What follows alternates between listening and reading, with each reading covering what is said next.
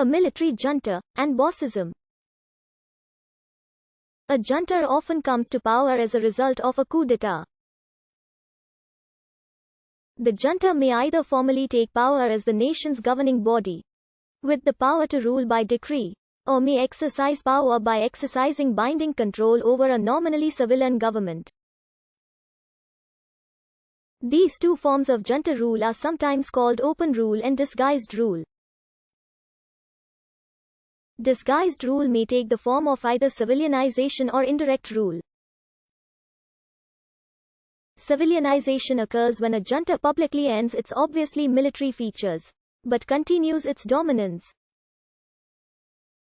For example, the junta may terminate martial law, forego military uniforms in favor of civilian attire, colonize government with former military officers, and make use of political parties or mass organizations. Quote, indirect rule involves the junta's exertion of concealed, behind-the-scenes control over a civilian puppet.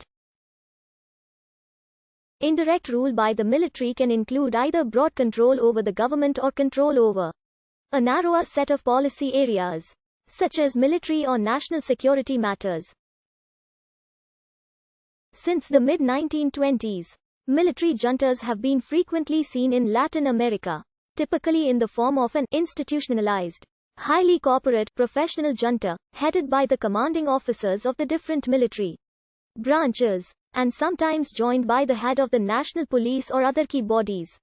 Political scientist Samuel Feiner, writing in 1988, noted that juntas in Latin America tended to be smaller than juntas elsewhere. The median junta had 11 members, while Latin American juntas typically had 3 or 4. Corporate, military coups have been distinguished from factional, military coups. The former are carried out by the armed forces as an institution, led by senior commanders at the top of the military hierarchy, while the latter are carried out by a segment of the armed forces and are often led by mid-ranking officers. A 2014 study published in the Annual Review of Political Science Journal found that military regimes behaved differently from both civilian dictatorships and autocratic military strongmen.